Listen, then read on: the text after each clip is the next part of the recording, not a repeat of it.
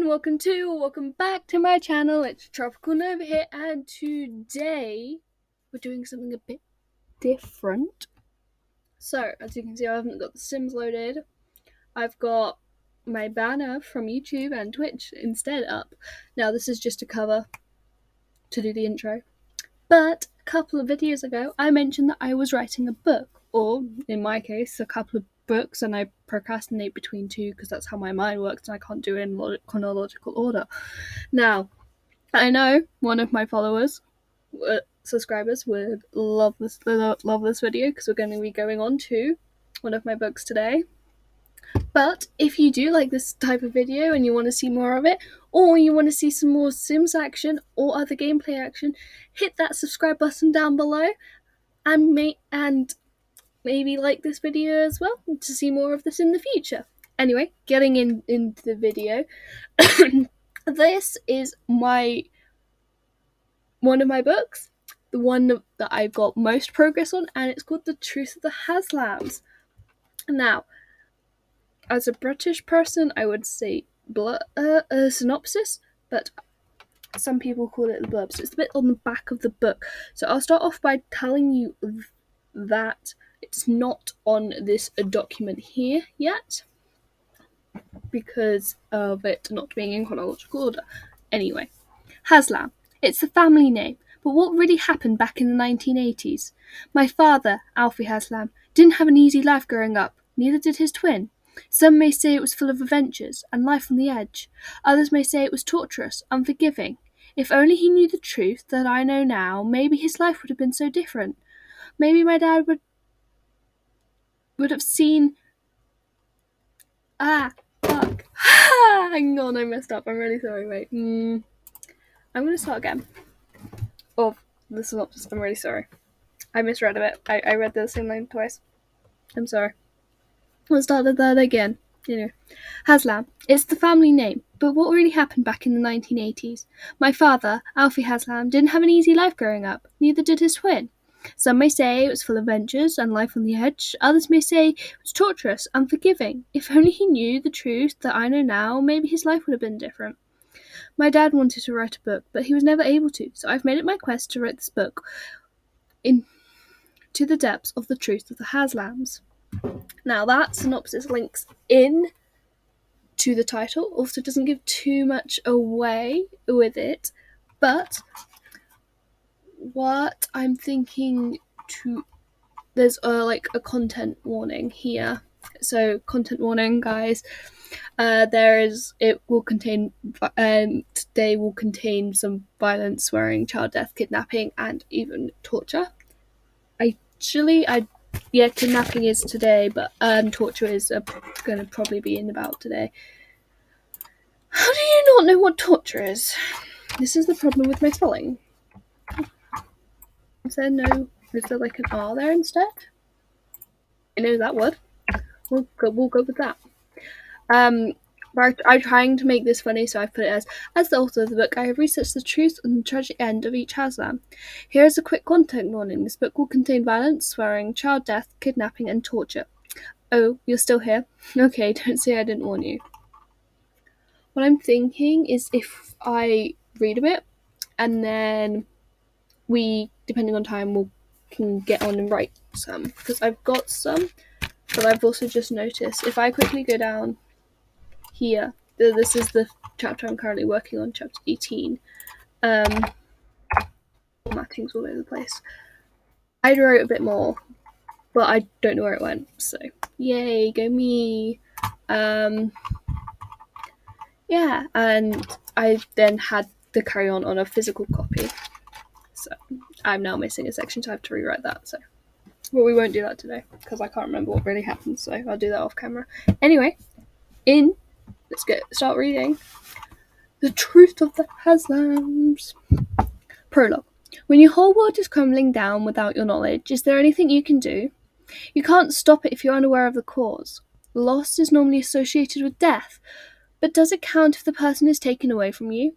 One thing you never really think of is when something you do will be the last, like seeing a loved one or calling home home. Things we do as a child without even knowing it could be the last. Now, I wish I'd be able to say that the reason in my father's case that these things were his last was because he became an adult, moved away from home, and started his own life. If I did, I would be lying, which would break one of the few rules my father had. Now,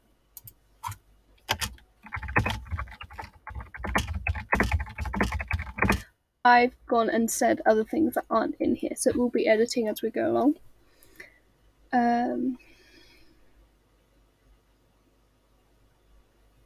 I think that's always the different ways, the different things I said, like in the sense of changing it. Okay, anyway, chapter 1, life-changing news.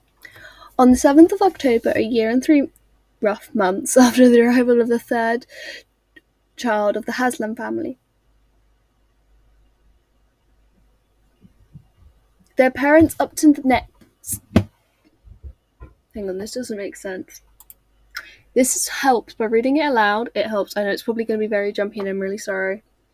7th of October, a year and 3 rough months after the arrival of the third child of the Haslam family.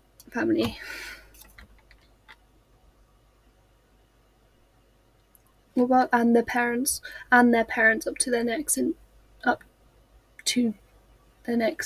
work allowed the older twins to go to St.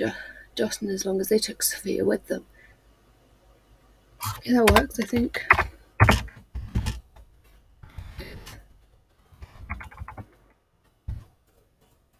I don't know how much. Let me know in the comments any changes you have from it. But anyway, we'll go again. On the 7th of October, a year and 3 months after the arrival of the third child of the Haslam family, with their parents up to their necks in work, allowed the older twins to go to St. Justin as long as they took Sophia with them. This was a busy place in London, but to Zach and Alfie, it was the perfect day to go, as they knew people didn't like to go out when it looked as it was about to rain. The picnic basket that they had brought with them didn't contain a lot of food. Even though their parents were wealthy, they were taught not to take advantage of it. A couple of sandwiches each would be enough to keep them going for a while. Zach brought with him his new sketchbook, as he wanted to try out a new style. Cubism, I think it was. Zach was very mysterious about his art. Alfie, my father, on the other hand, was reading not just any book, but a book society would consider as a book beyond a 12-year-old's range of reading. Sophia, only being just over a year old, was mildly fascinated,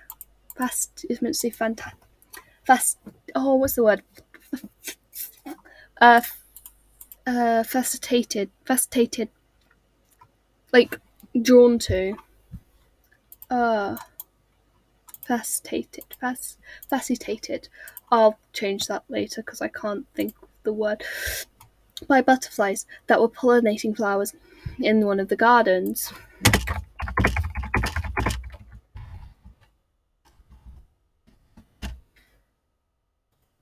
I didn't think how I'm going to read this out loud.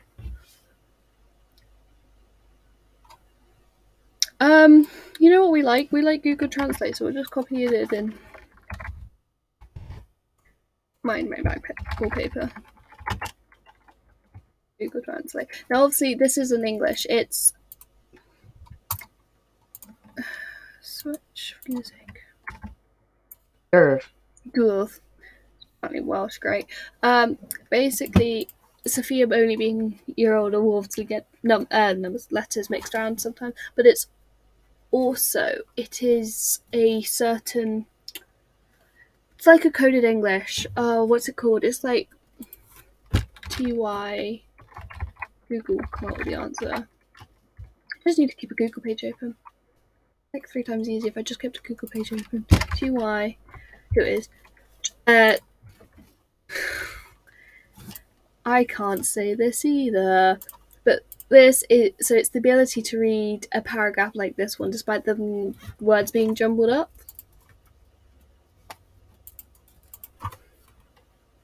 Yeah. Okay. Anyway.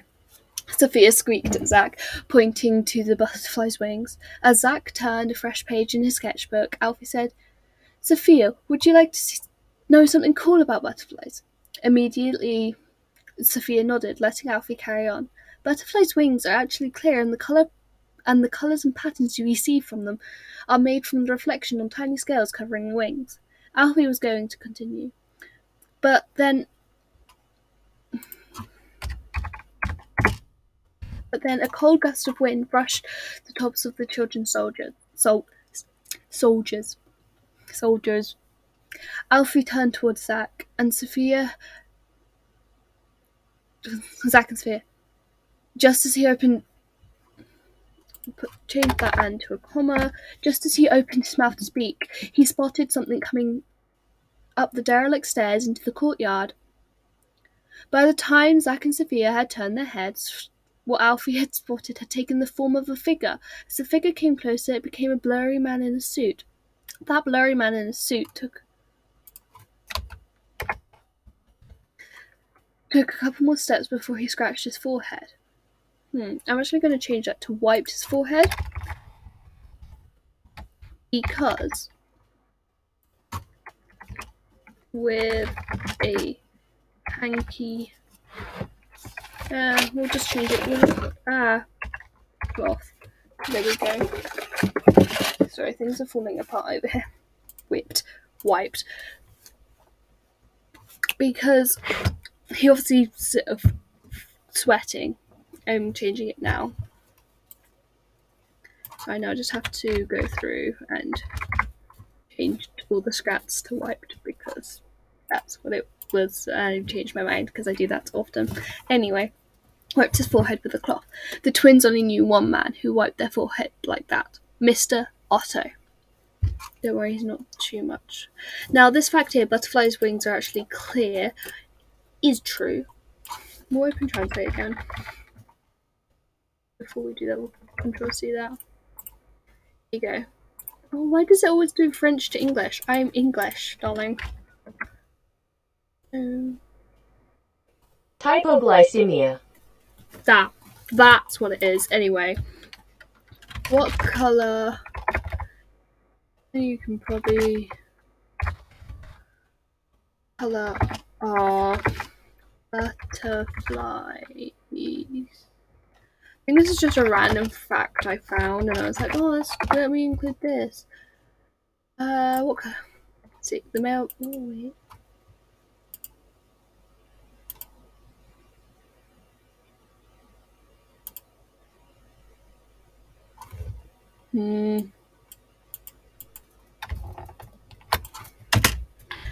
Now Google is proving me wrong.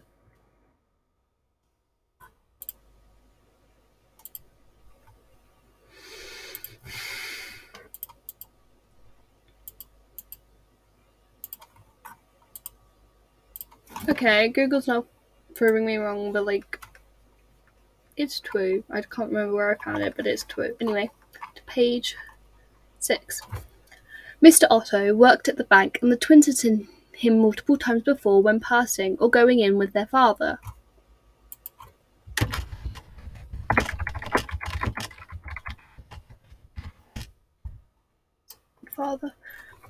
They would never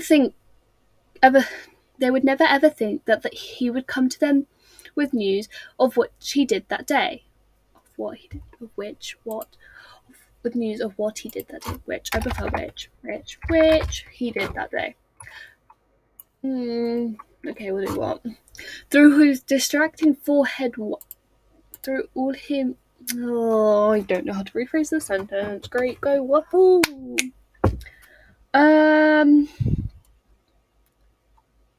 Through all his distracting forehead wipes. I don't know how that works. We'll change it to wipes, but it probably works.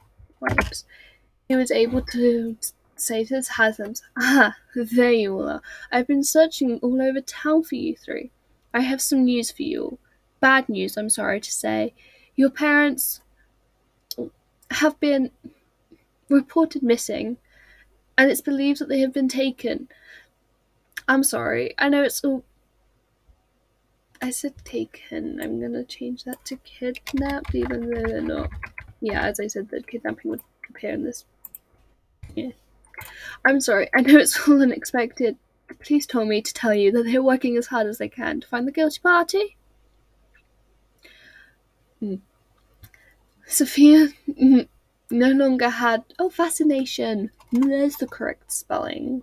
So it's a C. Hang on. Yeah, okay. Fascination. That's not gonna. Fascinate. That's fascinated. Fascination.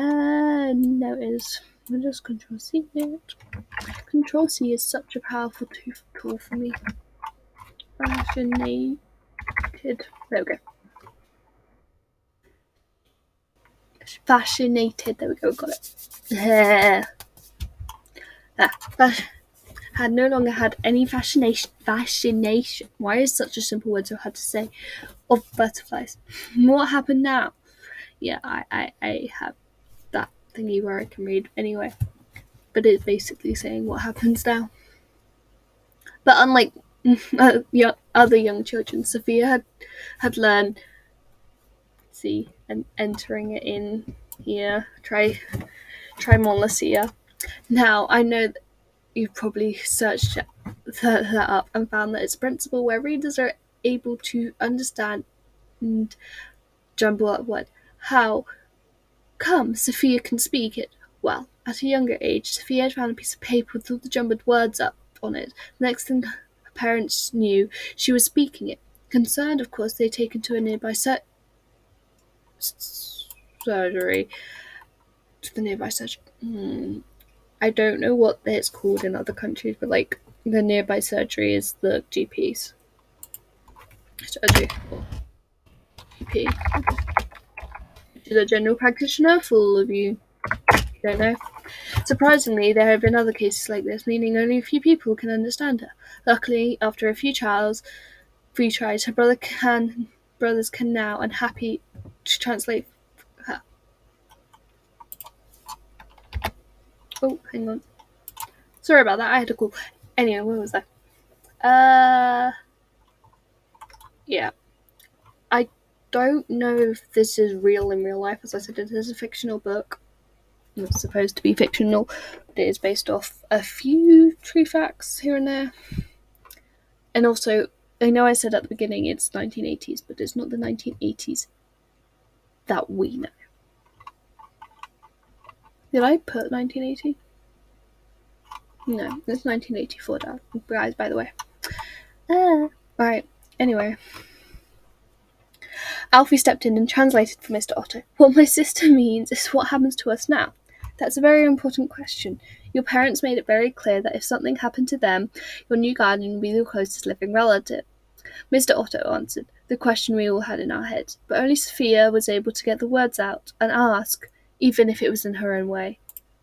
I need to put that in, even if it was in her own way. Well, who is it that questioned Mr.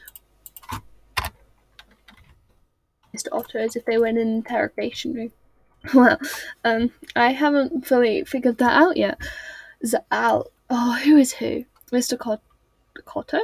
Apparently it's Cotto now. Mr. Otto had clearly not graduated very well in English, unlike Zack and Alfie, their knowledge being way above their age. Mr. Otto didn't know that it was grammatically incorrect, as well as rude. To answer a question with a question, this irritated Alfie quite a lot. We'll just change that from quite a lot.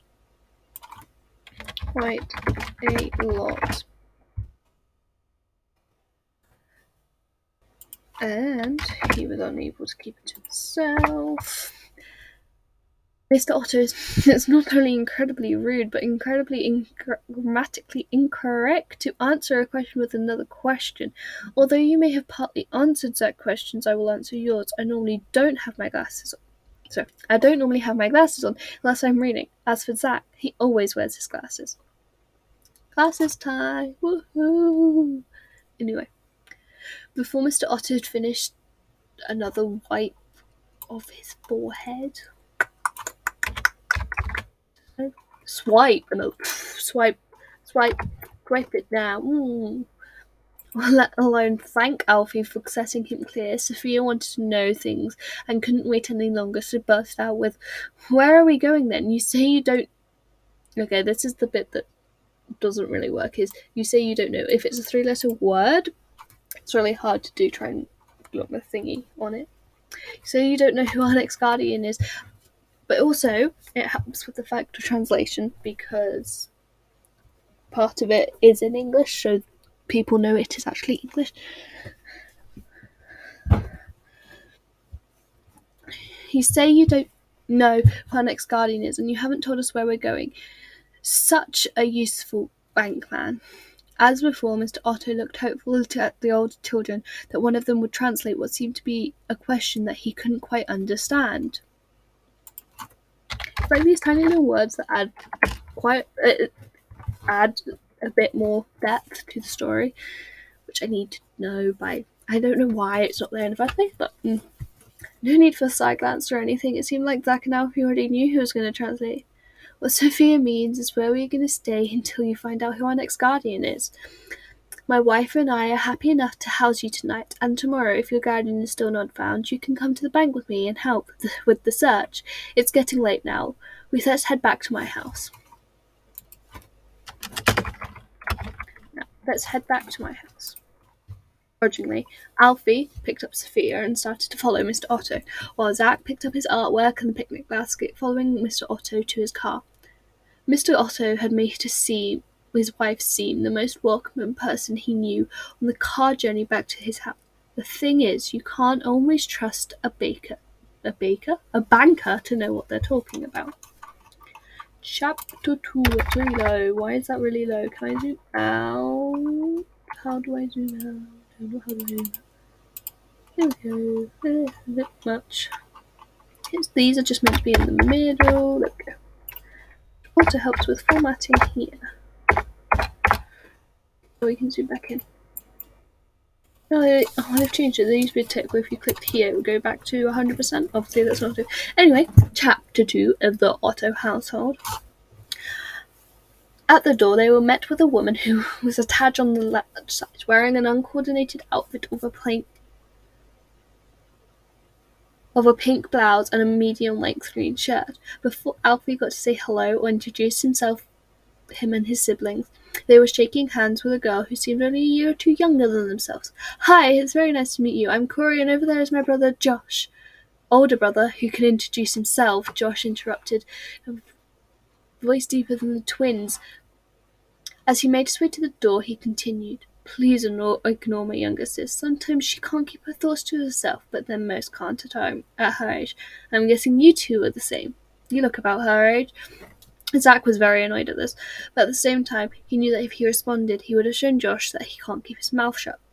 Luckily, Mr. Otto chirped in before Zach could say anything. Corey, don't argue with your brother. Josh, don't be so rude, and both of you back inside now. And the Haslams orphans, come inside and make yourself at home. Sat at the table waiting for dinner, the Otto family wasn't something the children would have expected. Corey bombarded Alfie and Zach with questions and writing down their answers. Apparently she was some sort of journalist. Some sort of journalist at her school.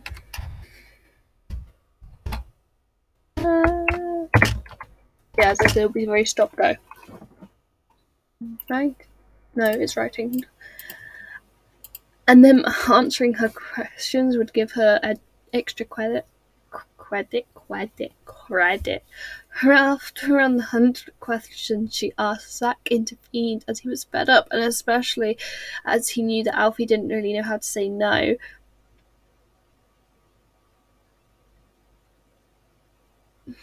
Sorry to interrupt you, Corey, but Mr. Otto, my siblings and I, you see, aren't very hungry, and if you don't mind, would like to have some time to ourselves. So if you don't mind me asking, but which way is the room that we are staying in? Mr. Otto was about to reply when Mrs. Otto butted in from the kitchen. Room? Oh, you poor little innocent orphans. You think you won't get your own room? No. Poor orphans like you get your own room in this rich household, thanks to my lovely Herbie, who is the finest banker. Unfortunately, the only space we have left is the backyard shed. Sorry it isn't like your rooms in your parents' mansion, but now you're poor orphans and you have to get used to it. Josh started mouthing sorry, not sorry. And then Corey joined in, but it seemed as she didn't have the same intention and was only copying her brother. Zach went to leave the table, but Mrs. Otto had just come back through with dinner and gave Zach a look, saying, "Where are you going now? Sit down." Josh and Corey only stopped. I just feel like there should be a word there, but oh well. Stopped when the phone rang. Ring, ring. It rang about 5 times before Mr. Otto stopped wiping his head. Father, no.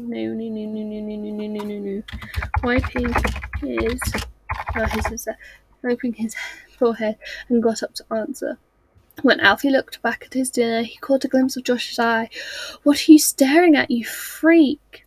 "Hey, if Dad has lost his job, it's your fault. Or your fault," Josh exaggerated. Finally, Mr. Otto came off the phone and explained, "I have amazing news. Good news and bad news. Which one do you want first?" The Otto family started talking all at once, until Sophia pointed... Why is there a full stop there? Until Sophia pointed out alphabetical order. Silence. No one said anything, and the faces of the Otto family got more and more confused. Zach saw this as a chance to get back at Mrs. Otto and Josh. "Brilliant idea, Sophie. I don't know why no one thought of that." Even though this annoyed Josh, he wasn't going to let a couple of orphans irritate him. Cora, on the other hand, was too inquisitive. "She can speak? What's she saying? That doesn't sound like English. Do you guys know other languages?" The twins liked that they were now in control of the situation. It was less than 2 minutes later, and when Josh had had enough. "Stop being jerks. Tell us what she said. I want to know Dad's news. You two better know what's coming for you if Dad's lost his job. You see, Zach often got into fights, and he was more likely to win as he could stand his ground better. Alfie, on the other hand, well, let's just say he was not as physically or mentally strong as Zach." Sophia's idea was that we heard the news in alphabetical order. It seemed that Corey was the only one who knew what alphabetical order meant. Alphabetical order means that we hear the news in the order of the alphabet. Amazing, bad, good. See, Alfie explained, with the confused faces slowly disappearing, and after another wipe of his forehead.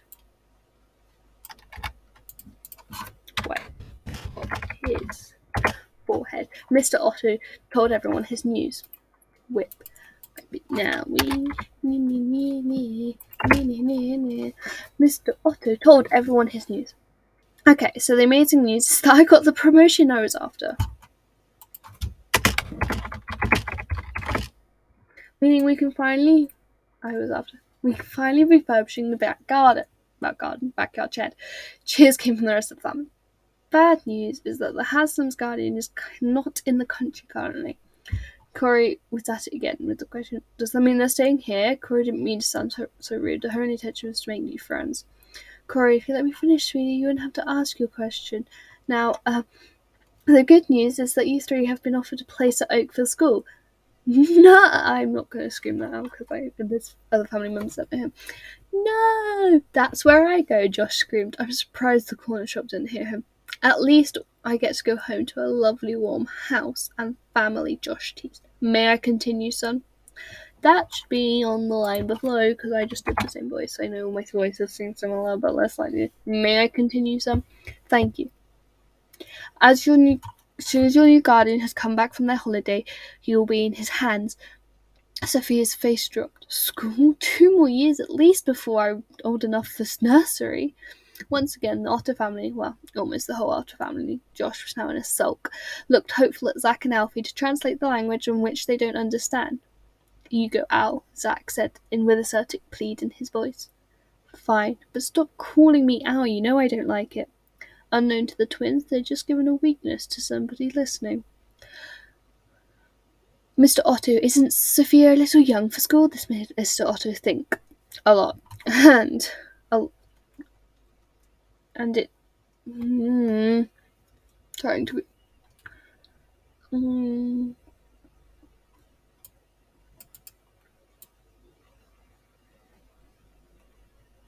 Oh, I know how to do it.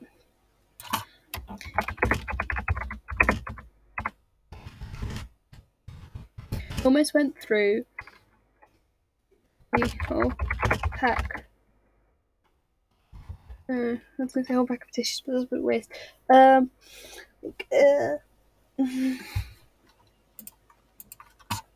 He almost soaked through. Oh.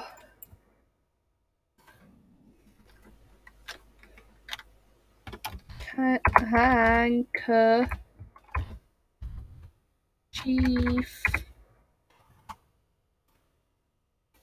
Keep forgetting that I have these, so I'm like, oh, spelling mistakes.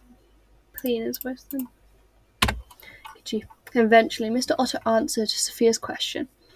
Well, you see, Oakville have told your family's client advisor that they have the correct education for each of you three. The education you'll be receiving will be right for your ages, which are, oh, forget it. Luckily, before Corey started asking more questions that the twins were not ready to answer, Mr. Otto peeped up. No more of those questions, Corey. Sweetheart, it's time for bed for all of you. Josh, that means you too now. Josh, off to bed now. I also have not put speech marks. Okay, so I'm going to stop reading and I'm going to do some writing because we're at 31 minutes. You know what? I'm going to do the writing off camera because I can listen to music, which helps me. But, God, it took me 30 minutes to read 3 chapters. No, 2 chapters. Only 11 pages in. Okay, I hope you guys like it. Let me know down in the comments if you want to see more of this book. Yep, because there's like another 16 chapters at the moment. No, 15. I'm working on the 18th. Soaked through. No, it's soaked. Soaked through. There we go. Handkerchief. There we go. Let me know if you have any inquiries. I may have to go back and redo chapter 1, but I don't want to do that right now because I want to finish it and then I'll go back through and do that on this is the first draft, so I'll do it back on the second draft. In the sense of the character description is there is another character description a couple more chapters in which expands on there's also an image. I'll see if I can find you the image now.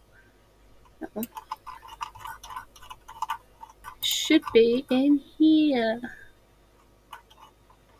It's not there. I might have it. Give me a minute.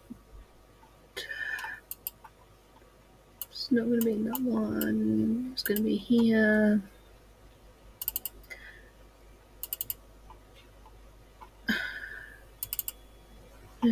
No. Wrong one. Ha! Everything froze.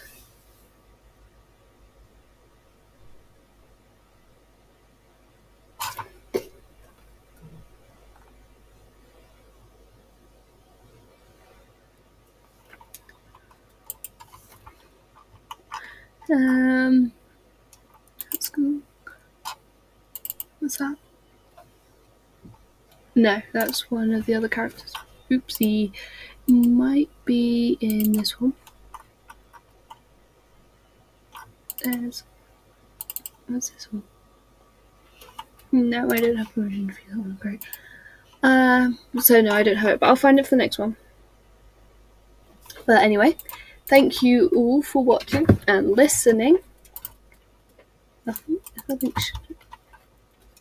Thank you all for watching and listening, and I'll see you in the next video. But for now, this is Tropical Nova signing off.